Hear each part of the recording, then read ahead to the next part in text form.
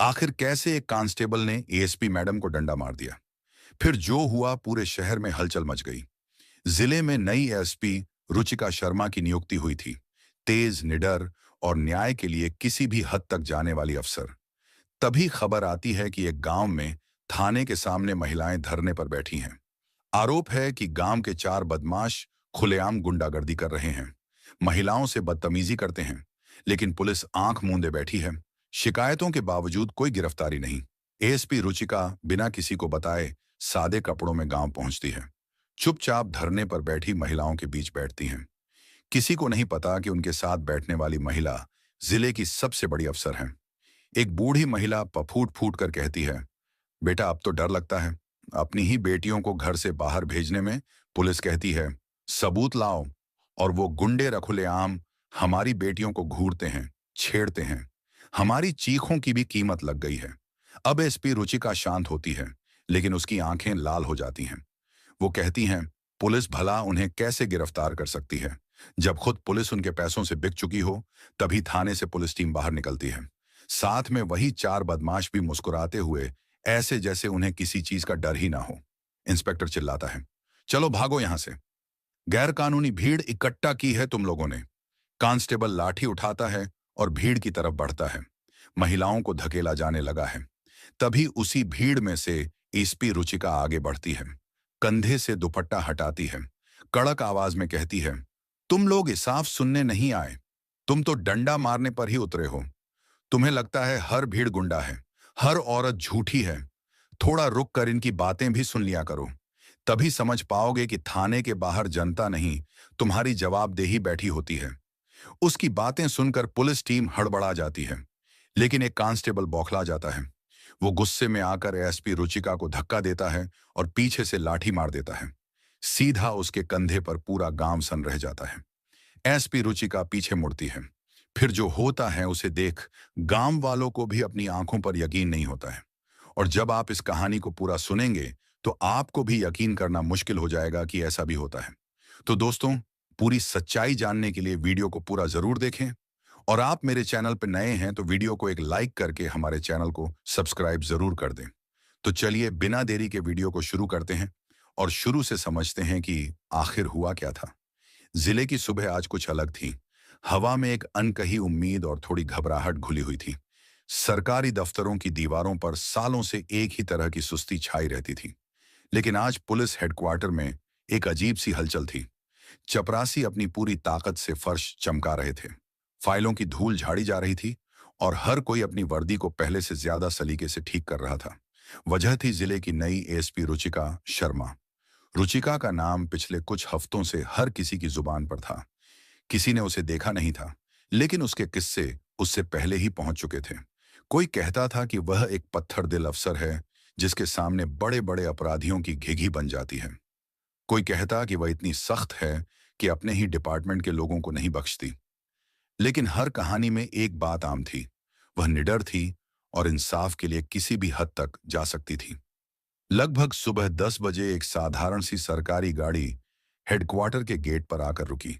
सब सोच रहे थे कि किसी बड़ी रोबदार गाड़ी से सायरन बजाते हुए कोई अफसर उतरेगा, लेकिन ऐसा कुछ नहीं हुआ। गाड़ी से एक दुबली पतली 35 साल की महिला उतरी, जिसने साधारण सी कॉटन की साड़ी पहनी हुई थी। उसके चेहरे पर कोई मेकअप नहीं था, बस एक छोटी सी बिंदी, और आंखों में एक ऐसी चमक थी जो किसी को भी एक पल में पढ़ लेने की ताकत रखती थी। यही एएसपी रुचिका शर्मा थी। उन्होंने किसी सलामी या दिखावे की परवाह नहीं की और सीधे अपने ऑफिस की तरफ बढ़ गई। उनके पीछे पीछे चलने वाले डीएसपी साहब भी उनकी रफ्तार से कदम मिलाने में हाँफ रहे थे। ऑफिस में पहुंचकर उन्होंने अपनी कुर्सी पर बैठने से पहले पूरे कमरे का जायजा लिया। दीवार पर टंगी पुरानी तस्वीरों से लेकर मेज पर रखी फाइलों तक उनकी नजर हर चीज का स्कैन कर रही थी। शर्मा सर, मतलब मैडम, डीएसपी ने हकलाते हुए कहा, आपका स्वागत है। रुचिका ने एक हल्की सी मुस्कान दी, लेकिन उसकी आंखों में गंभीरता बनी रही। शुक्रिया। मुझे जिले की कानून व्यवस्था पर एक डिटेल्ड रिपोर्ट चाहिए, खासकर उन इलाकों की जहां महिलाओं के खिलाफ अपराध की शिकायतें ज्यादा हैं। उनकी आवाज में एक ऐसा अधिकार था कि डीएसपी साहब बस जी मैडम ही कह पाए। दिन भर मीटिंगों का दौर चलता रहा। रुचिका हर थाने के रिकॉर्ड्स, पेंडिंग केस और शिकायतों को बारीकी से देख रही थी। वह सिर्फ आंकड़े नहीं देख रही थी, बल्कि उन आंकड़ों के पीछे छिपे इंसानी दर्द को महसूस करने की कोशिश कर रही थी। शाम होते होते उनके चेहरे पर एक गहरी चिंता की लकीरें खींच गई थीं। फाइलों में दबे कई मामले ऐसे थे जिनमें कार्रवाई के नाम पर सिर्फ खानापूर्ति की गई थी। रात को जब सब चले गए, तब भी रुचिका अपने ऑफिस में बैठी थी।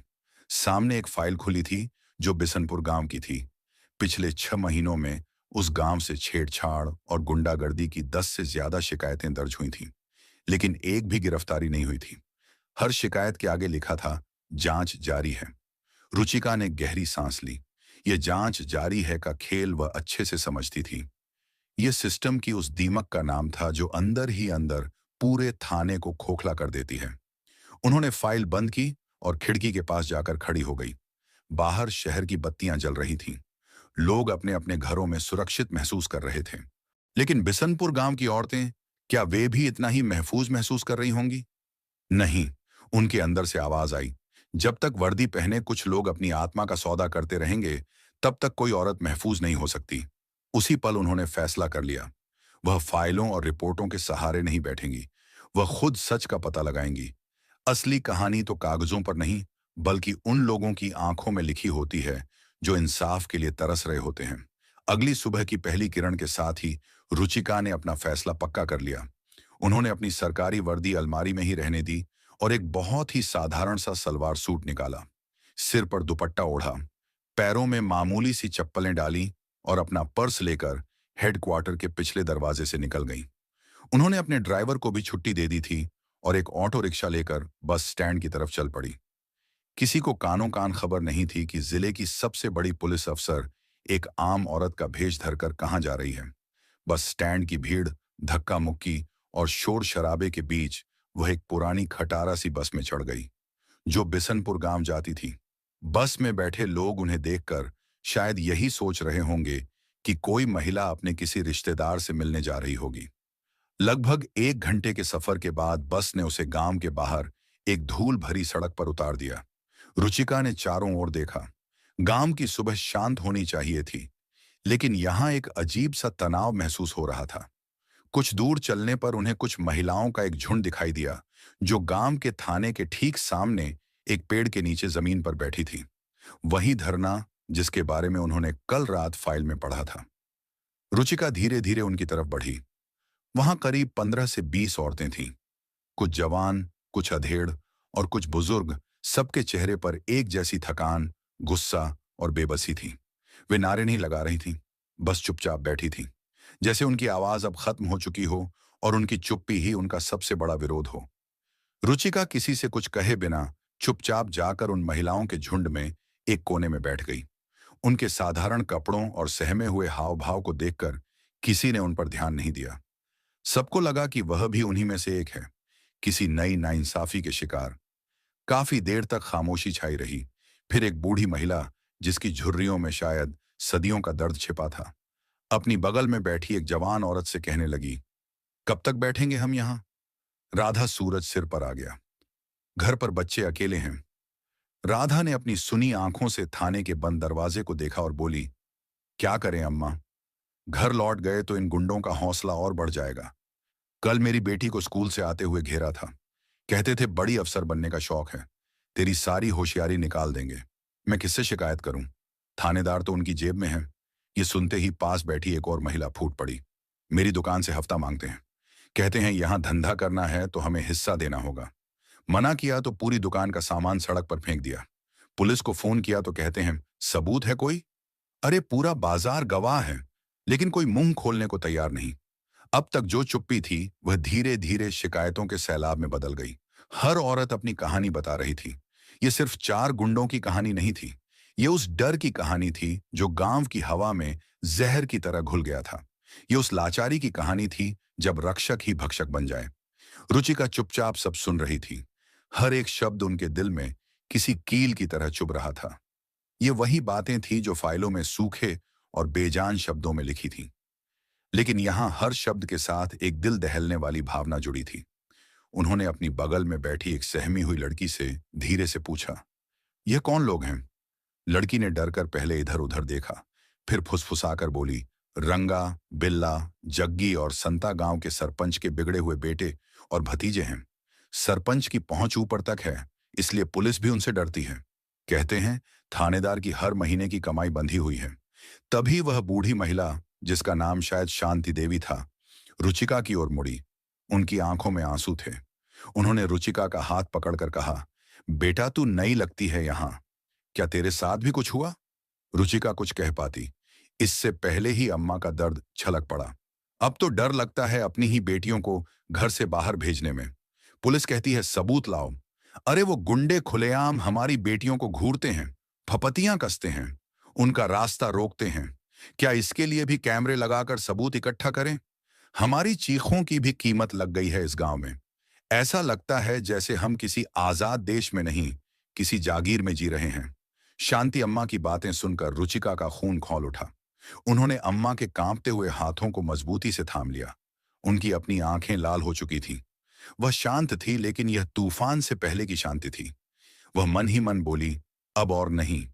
उन्होंने धीमी लेकिन दृढ़ आवाज में कहा, अम्मा, पुलिस उन्हें भला कैसे गिरफ्तार कर सकती है जब खुद पुलिस उनके दिए हुए पैसों से बिक चुकी हो? उनकी इस बात में इतनी सच्चाई थी कि सारी औरतें उन्हें हैरानी से देखने लगीं। उन्हें लगा कि यह महिला सिर्फ भुगत भोगी नहीं, बल्कि सिस्टम को समझने वाली भी है। अभी यह बातें चल ही रही थीं कि थाने का बड़ा सा लोहे का गेट एक कर्कश आवाज के साथ खुला। अंदर से इंस्पेक्टर बलबीर सिंह अपनी टीम के साथ बाहर निकला। बलबीर एक भारी भरकम शरीर वाला 40 से 45 साल का आदमी था, जिसकी आंखों में ईमानदारी की जगह लालच और घमंड साफ झलकता था। लेकिन जो नजारा उसके साथ था, वह गांव वालों के जख्मों पर नमक छिड़कने जैसा था। इंस्पेक्टर और उसकी टीम के साथ वही चारों बदमाश, रंगा, बिल्ला, जग्गी और संता भी बाहर निकले।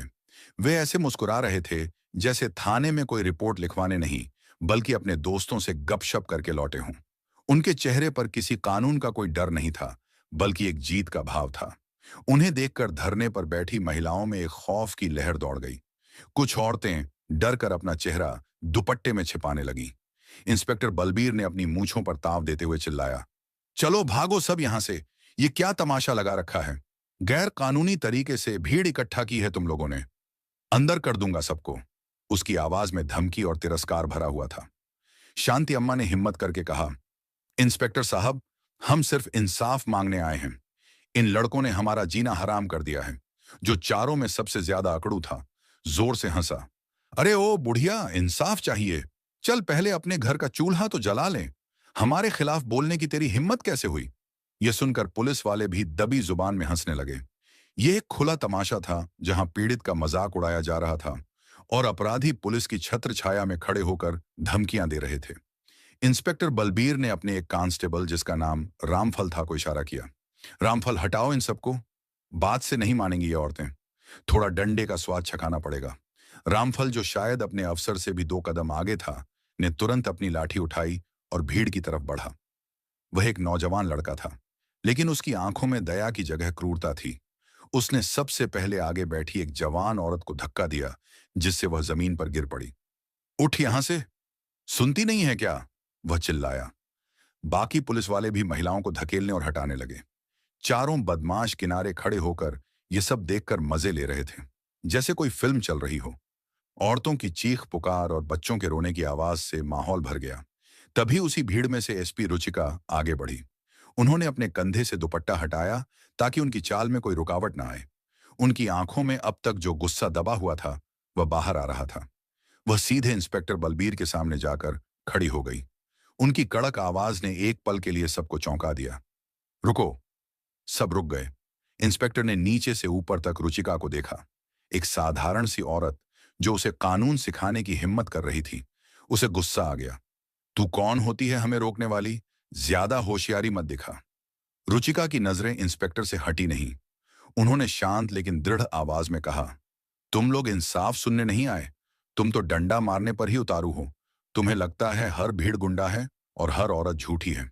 थोड़ा रुक कर इनकी बातें भी सुन लिया करो, तब शायद समझ पाओगे कि थाने के बाहर जनता नहीं तुम्हारी जवाबदेही बैठी होती है। रुचिका के मुंह से जवाबदेही जैसा भारी शब्द सुनकर पुलिस टीम हड़बड़ा गई। एक आम गांव की औरत ऐसी बातें कैसे कर सकती है? इंस्पेक्टर बलबीर को एक पल के लिए शक हुआ, लेकिन फिर उसने सोचा कि शायद कोई पढ़ी लिखी नेतागिरी करने वाली महिला होगी। ओ मैडम, ज्यादा लेक्चर मत दे, उसने कहा। चल निकल यहां से, वरना इसी भीड़ के साथ तुझे भी थाने में बंद कर दूंगा। लेकिन कांस्टेबल रामफल, जिसे अपनी ताकत और वर्दी का नशा कुछ ज्यादा ही चढ़ गया था, ये सब बर्दाश्त नहीं कर पाया। उसे लगा कि एक मामूली सी औरत उसके अफसर की बेइज्जती कर रही है। वह बौखला गया। वह गुस्से में आगे बढ़ा और चिल्लाया, बड़ी आई कानून सिखाने वाली। उसने पहले रुचिका को जोर से धक्का दिया। रुचिका इस अचानक हुए हमले के लिए तैयार नहीं थी और उनका संतुलन बिगड़ गया। इससे पहले कि वह संभल पाती, रामफल ने अपनी पूरी ताकत से लाठी घुमाकर उनकी पीठ पर दे मारी। खट्ट की आवाज के साथ लाठी सीधा रुचिका के कंधे पर पड़ी। एक पल के लिए सब कुछ थम गया। हवा रुक गई, आवाजें बंद हो गईं। पूरा गांव, धरने पर बैठी औरतें, पुलिस वाले और वह गुंडे सब सन्न रह गए। किसी को यकीन नहीं हुआ कि एक पुलिस वाले ने एक निह औरत पर इस तरह लाठी चला दी है। दर्द की एक तेज लहर रुचिका के शरीर में दौड़ गई, लेकिन उस दर्द से कहीं ज्यादा तेज आग उनके दिल में लगी। ये चोट उनके शरीर पर नहीं, उस भरोसे पर लगी थी जिसे लेकर वह यहां आई थी। ये चोट उस वर्दी की गरिमा पर लगी थी जिसे उन्होंने आज सुबह अलमारी में छोड़ा था। रुचिका धीरे धीरे पीछे मुड़ी। उनकी चाल में कोई लड़खड़ाहट नहीं थी, बल्कि एक चट्टान जैसी दृढ़ता थी। उनकी आंखें अब लाल नहीं थीं, वे आग बरसा रही थी। एक ऐसी आग जो किसी भी अन्याय को जलाकर राख कर सकती थी। कांस्टेबल रामफल, जिसने अभी अभी अपनी मर्दानगी का सबूत दिया था, उनकी आंखों में देखकर एक पल के लिए कांप गया। उसे लगा जैसे उसने किसी औरत को नहीं, बल्कि किसी शेरनी को छेड़ दिया है। रुचिका एक एक कदम चलकर उसके ठीक सामने आकर खड़ी हो गई। उनकी ऊंचाई रामफल से कम थी, लेकिन इस वक्त लग रहा था जैसे वह किसी पहाड़ की तरह खड़ी है और रामफल उनके सामने एक कंकड़ की तरह है। उन्होंने कोई शोर नहीं मचाया, कोई चीख पुकार नहीं की। उन्होंने बहुत ही शांत और ठहरी हुई आवाज में पूछा, नाम क्या है तुम्हारा? रामफल घमंड से बोला, रामफल नाम है मेरा, कांस्टेबल रामफल। क्यों रिपोर्ट लिखवाएगी मेरे खिलाफ? रुचिका के होठों पर एक अजीब सी डरावनी मुस्कान आई। रिपोर्ट लिखी नहीं जाएगी रामफल, तुम्हारी किस्मत लिखी जाएगी। इतना कहकर उन्होंने अपने पर्स में हाथ डाला। सब देख रहे थे कि वह क्या निकालने वाली है। शायद कोई फोन किसी को बुलाने के लिए, लेकिन उन्होंने जो निकाला उसे देखकर समय जैसे हमेशा के लिए रुक गया। वह उनका पुलिस आईडी कार्ड था। उन्होंने उस कार्ड को हवा में लहराया, ठीक वैसे ही जैसे कोई राजा अपना फरमान सुनाता है। और फिर उनकी आवाज किसी बिजली की गरज की तरह पूरे इलाके में गूंजी। मैं हूं SP Ruchika Sharma, superintendent of police this district. एक सन्नाटा, मौत जैसा सन्नाटा छा गया। इंस्पेक्टर बलबीर की आंखें फटी की फटी रह गईं। उसके माथे पर पसीने की बूंदें उभर आईं। उसे लगा जैसे जमीन उसके पैरों के नीचे से खिसक गई है। उन चारों गुंडों और बिल्ला के चेहरे का रंग उड़ गया। उनकी सारी हेकड़ी, सारा घमंड एक पल में हवा हो गया। वे समझ गए थे कि उन्होंने आज मौत को दावत दे दी है। और कांस्टेबल रामफल, उसकी हालत सबसे ज्यादा खराब थी। उसके हाथ से लाठी छन्न की आवाज के साथ जमीन पर गिर पड़ी। उसके पैर कांपने लगे और उसका चेहरा सफेद पड़ गया, जैसे किसी ने उसका सारा खून निचोड़ लिया हो। उसे अपनी आंखों और कानों पर यकीन नहीं हो रहा था। जिस औरत को उसने अभी अभी लाठी मारी थी, वह जिले की सबसे बड़ी पुलिस अफसर है। रुचिका ने अपना आईडी कार्ड वापस पर्स में रखा और रामफल की आंखों में आंखें डालकर कहा, यह डंडा जो तुमने मारा, ये मेरी पीठ पर नहीं, इस वर्दी की इज्जत पर मारा है। ये इस वर्दी की बेइज्जती है। उन्होंने जमीन पर पड़ी लाठी की ओर इशारा किया। ये लाठी तुम्हें कमजोरों की रक्षा के लिए दी गई थी, उन पर अत्याचार करने के लिए नहीं। तुम जैसे लोग इस वर्दी को बदनाम करते हैं। तुम जैसे लोगों की वजह से जनता का पुलिस से भरोसा उठता है। उनकी आवाज अब शांत, लेकिन उतनी ही घातक थी। आज से अभी से तुम सस्पेंड हो, और सिर्फ सस्पेंड नहीं, तुम्हारे खिलाफ एक सरकारी अफसर पर हमला करने, एक महिला के साथ बदसलूकी करने और अपनी ड्यूटी का उल्लंघन करने के लिए एफआईआर दर्ज होगी। रामफल गिड़गिड़ाने के लिए मुंह खोलने ही वाला था, लेकिन रुचिका ने उसे नजरअंदाज कर दिया। उनकी नजर अब कांपते हुए इंस्पेक्टर बलबीर पर थी। इंस्पेक्टर, उनकी आवाज चाबुक की तरह पड़ी। बलबीर लगभग दौड़ता हुआ उनके सामने आया और कांपते हुए बोला, मैडम, मुझे पता नहीं था। तुम्हें पता होना चाहिए था इंस्पेक्टर रुचिका। दहाड़ी तुम्हें पता होना चाहिए था कि हर औरत की इज्जत करनी है, चाहे वह एसपी हो या एक आम गांव की महिला। तुम्हें पता होना चाहिए था कि तुम्हारा काम इन गुंडों की जी हुजूरी करना नहीं, बल्कि इन पीड़ितों को इंसाफ दिलाना है। लेकिन तुम तो अपनी वर्दी का सौदा कर चुके थे। उन्होंने अपने साथ आए डीएसपी को, जो अब तक गांव पहुंच चुके थे और दूर से यह सब देख रहे थे, एक इशारा किया। डीएसपी साहब, इंस्पेक्टर बलबीर सिंह को तुरंत लाइन हाजिर करो। इनके खिलाफ डिपार्टमेंटल इंक्वायरी बिठाओ। मुझे एक एक पैसे का हिसाब चाहिए जो इन्होंने इन गुंडों से खाया है। फिर उनकी नजर उन चारों बदमाशों पर पड़ी जो अब दीवार के साथ चिपक कर खड़े होने की कोशिश कर रहे थे। और इन चारों समाज सेवकों को उन्होंने व्यंग से कहा, तुरंत हिरासत में लो। इन पर गुंडागर्दी, छेड़छाड़, वसूली और दंगा भड़काने की कोशिश की। धाराओं में केस दर्ज करो और सुनिश्चित करो कि इन्हें कोई वीआईपी ट्रीटमेंट ना मिले। पुलिस टीम, जो अब तक अपने ही अफसरों के सामने कांप रही थी, तुरंत हरकत में आ गई। दो कांस्टेबलों ने रामफल को पकड़ा, जो अब फफक कर रो रहा था। डीएसपी ने इंस्पेक्टर बलबीर का हाथ पकड़ा और उसे एक तरफ ले गए। बाकी पुलिस वालों ने उन चारों गुंडों को दबोच लिया, जिनकी सारी अकड़ अब खत्म हो चुकी थी। पूरा गांव, जो अब तक डरा सहमा ये सब देख रहा था, अब धीरे धीरे आगे आ रहा था। उनकी आंखों में अब डर नहीं, बल्कि एक अचंभा और उम्मीद थी। उन्होंने कभी सोचा भी नहीं था कि इंसाफ इतनी तेजी से और इस तरह से हो सकता है। धरने पर बैठी औरतें अपनी जगह पर खड़ी हो गईं। उनकी आंखों में आंसू अब भी थे, लेकिन यह बेबसी के नहीं, बल्कि खुशी के आंसू थे। वही शांति अम्मा, जिन्होंने कुछ देर पहले रुचिका के सामने अपना दर्द बयां किया था, धीरे धीरे चलकर उनके पास आई। उन्होंने रुचिका के कंधे को सहलाया, ठीक उसी जगह जहां लाठी पड़ी थी। उनकी बूढ़ी आंखों से ममता छलक रही थी। बेटा, उनकी आवाज भर्राई हुई थी। चोट तो ज्यादा नहीं आई? रुचिका ने मुस्कुराकर कहा। नहीं अम्मा, ये चोट कुछ भी नहीं है। असली चोट तो आप लोगों के दिलों पर लगी थी, जिसे भरने की जरूरत है। शांति अम्मा ने रुचिका के सिर पर हाथ फेरते हुए कहा, आज पहली बार लग रहा है बेटा कि कोई अफसर हमारी भी सुनता है। पहली बार लग रहा है कि हमारी चीखों की कोई कीमत है। भगवान तुझे सलामत रखे। तूने आज सिर्फ हमें नहीं, इस वर्दी की लाज भी बचा ली। यह सुनकर रुचिका की आंखों में भी नमी आ गई। उन्होंने अम्मा का हाथ पकड़कर कहा, यह मेरा फर्ज था अम्मा, और मैं आपसे वादा करती हूं, अब आपको या इस गांव की किसी भी बेटी को डरने की जरूरत नहीं है। अब यहां कानून का राज होगा, गुंडों का नहीं। गांव के बाकी लोग भी अब रुचिका के चारों ओर इकट्ठा हो गए थे। वे एएसपी मैडम जिंदाबाद के नारे लगा रहे थे। जिस थाने के सामने वे डर से आवाज नहीं उठा पाते थे, आज उसी थाने के सामने वे अपने नए एसपी की जय जयकार कर रहे थे। रुचिका ने भीड़ को शांत किया। ये जश्न का नहीं, काम करने का वक्त है।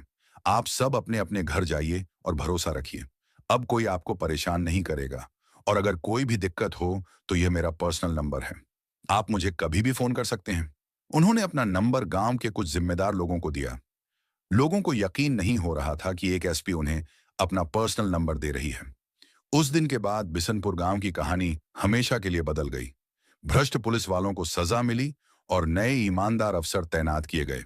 चारों गुंडे जेल की सलाखों के पीछे थे और गांव में सालों बाद अमन चैन लौटा था।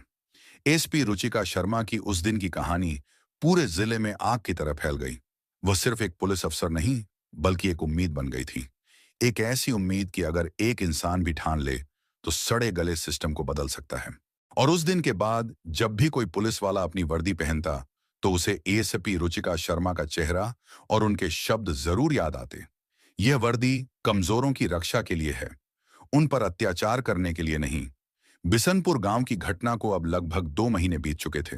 एएसपी रुचिका शर्मा का नाम अब सिर्फ एक अफसर का नाम नहीं, बल्कि एक उम्मीद का दूसरा नाम बन गया था। पूरे जिले में लोग उनके किस्से सुनाते थे। कैसे एक अकेली औरत ने भ्रष्ट पुलिस वालों और गुंडों को एक ही झटके में सबक सिखा दिया था। कांस्टेबल रामफल सलाखों के पीछे था, इंस्पेक्टर बलबीर अपनी नौकरी से हाथ धो बैठा था, और रंगा बिल्ला गैंग के गुंडे जमानत के लिए अदालतों के चक्कर काट रहे थे। बिशनपुर में अब शांति थी। लड़कियां बिना डरे स्कूल जाती थीं, दुकानदार बिना खौफ के अपनी दुकानें खोलते थे, और शांति अम्मा जैसी औरतें अब थाने की तरफ सम्मान से देखती थीं। डर से नहीं, लेकिन रुचिका जानती थी कि यह शांति एक तूफान के बाद की शांति है। हर बड़े तूफान के बाद कुछ जड़ें हिल जाती हैं। उन्होंने सिर्फ कुछ गुंडों और एक भ्रष्ट इंस्पेक्टर को नहीं, बल्कि एक सड़े गले सिस्टम को चुनौती दी थी। बिशनपुर का सरपंच, जो रंगा का बाप था, ऊपरी तौर पर तो शांत था, लेकिन अंदर ही अंदर बदले की आग में जल रहा था। उसके राजनीतिक कनेक्शन बहुत गहरे थे और वह सही मौके का इंतजार कर रहा था। रुचिका को अपने सीनियर्स से भी दबे छिपे संदेश मिल रहे थे। मैडम, आप बहुत अच्छा काम कर रही हैं, लेकिन थोड़ा प्रैक्टिकल होकर चलना पड़ता है। एक सीनियर अफसर ने फोन पर कहा था। हर जगह आग लगाने से सिस्टम चलता नहीं, जल जाता है। रुचिका को इन बातों का मतलब पता था। इसका मतलब था ताकतवर लोगों पर हाथ मत डालो, अपना काम करो लेकिन हद में रहकर। पर रुचिका की डिक्शनरी में हद जैसा कोई शब्द था ही नहीं, जब बात इंसाफ की हो। एक दोपहर जब वह अपने ऑफिस में फाइलों में उलझी हुई थी, तभी उनके पास एक नौजवान लड़का आया। वह डरा हुआ, सहमा हुआ था और उसके कपड़े अस्त व्यस्त थे। नाम समीर था, एक लोकल अखबार का पत्रकार। मैडम, मुझे आपसे बात करनी है, यह बहुत जरूरी है, उसने कांपती आवाज में कहा। रुचिका ने उसे बैठने का इशारा किया और पानी का गिलास दिया। आराम से बताओ, क्या बात है? समीर ने एक गहरी सांस ली और बोला, मैडम, हमारे जिले की जीवन रेखा नीलम नदी, उसे धीरे धीरे मारा जा रहा है। समीर ने जो कहानी बताई वह बिशनपुर की गुंडागर्दी से कहीं ज्यादा भयानक थी। जिले के बाहरी इलाके में एक बड़ी केमिकल फैक्ट्री थी जिसका नाम सिंघानिया केमिकल्स था। यह फैक्ट्री सैकड़ों लोगों को रोजगार देती थी, इसलिए इसे जिले के विकास का प्रतीक माना जाता था। इसका मालिक अविनाश सिंघानिया एक बेहद अमीर और पीआरबी हबशाली आदमी था, जिसके विधायक से लेकर मंत्री तक से सीधे संबंध थे। समीर ने बताया, मैडम, यह फैक्ट्री अपना सारा जहरीला केमिकल रात के अंधेरे में सीधे नीलम नदी में बहा देती है। मैंने पिछले 1 महीने में इस पर रिसर्च की है। नदी के किनारे बसे गांवों में अजीब अजीब बीमारियां फैल रही हैं। लोगों की फसलें बर्बाद हो रही हैं। उनके मवेशी मर रहे हैं। नदी की मछलियां खत्म हो चुकी हैं।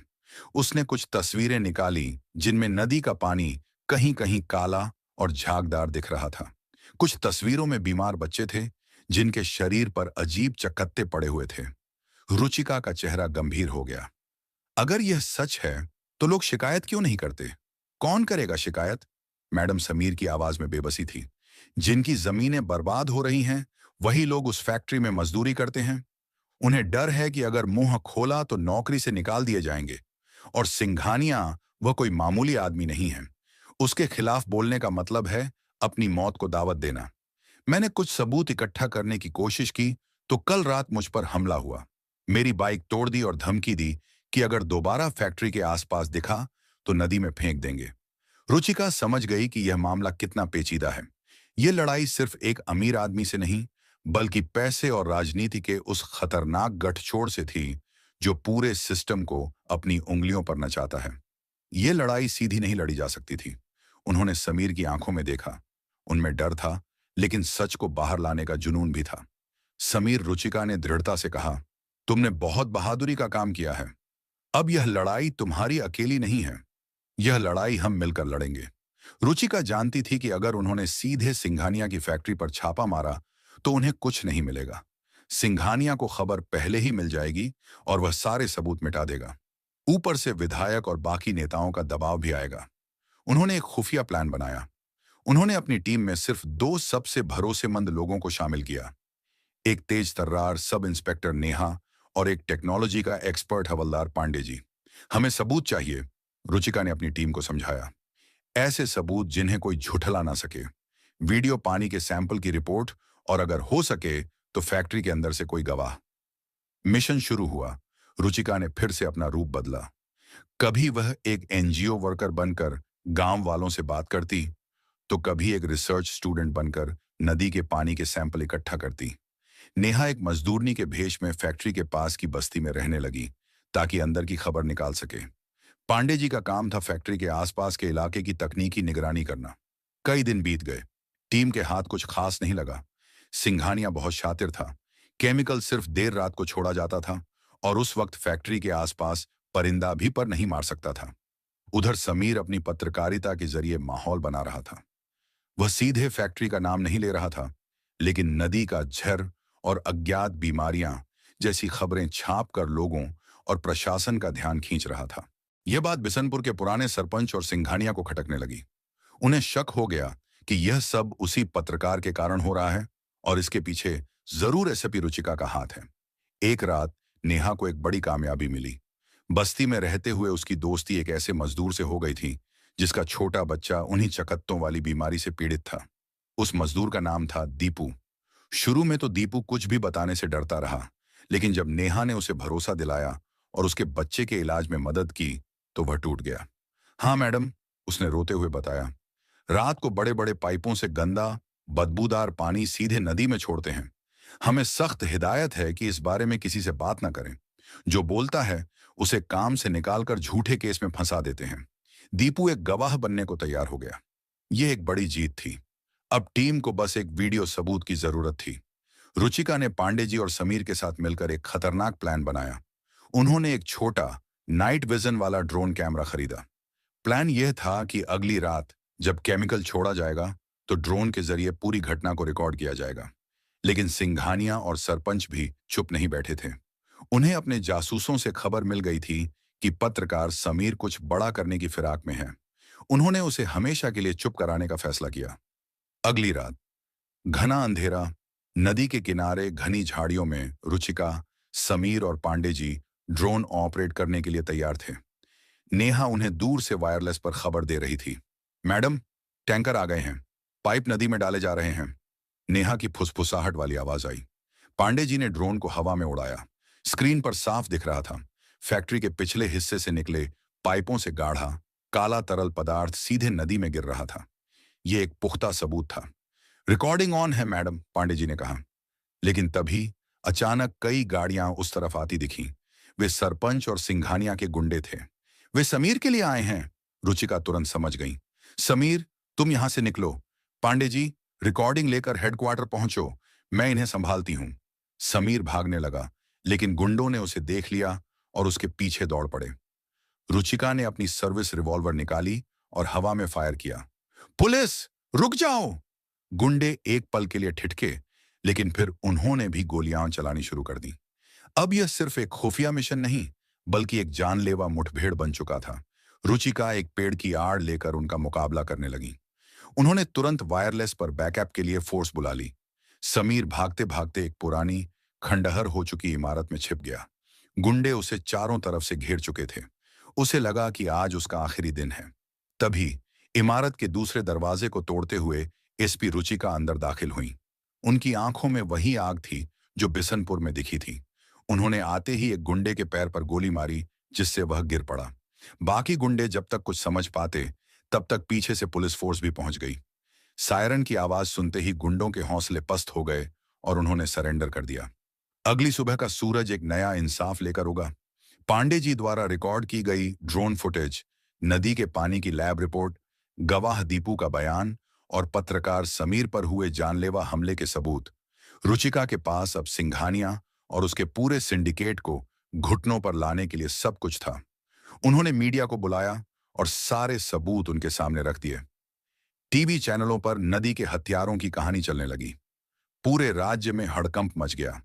अब किसी विधायक या मंत्री की हिम्मत नहीं हुई कि वह सिंघानिया को बचाने के लिए फोन करे। पब्लिक का दबाव इतना ज्यादा था कि सरकार को भी एक्शन लेना पड़ा। रुचिका शर्मा अपनी पूरी टीम के साथ सिंघानिया केमिकल्स के मेन गेट पर पहुंची। इस बार वह सादे कपड़ों में नहीं, अपनी शानदार वर्दी में थी। उनके चेहरे का रौब देखकर फैक्ट्री के गार्ड कांपने लगे। वह सीधे अविनाश सिंघानिया के आलीशान ऑफिस में दाखिल हुई। सिंघानिया अपने महंगे सोफे पर बैठा था, लेकिन उसके चेहरे पर हवाइयां उड़ रही थीं। मिस्टर सिंघानिया, रुचिका की आवाज में स्टील जैसी ठंडक थी। आपने पैसे कमाने के लिए हजारों लोगों की जिंदगी और एक पूरी नदी को दांव पर लगा दिया। आपको गिरफ्तार किया जाता है। उसी दिन सरपंच को भी गुंडों को संरक्षण देने और हत्या की साजिश रचने के आरोप में गिरफ्तार कर लिया गया।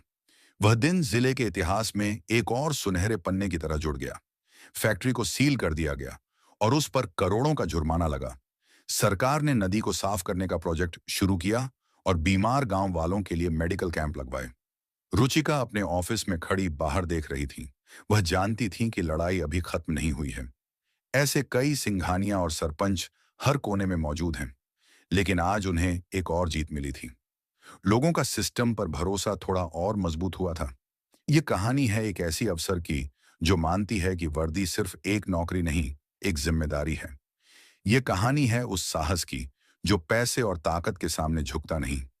ये कहानी है उस उम्मीद की जो हमें याद दिलाती है कि अगर हम सच के लिए लड़ें तो जीत जरूर होती है।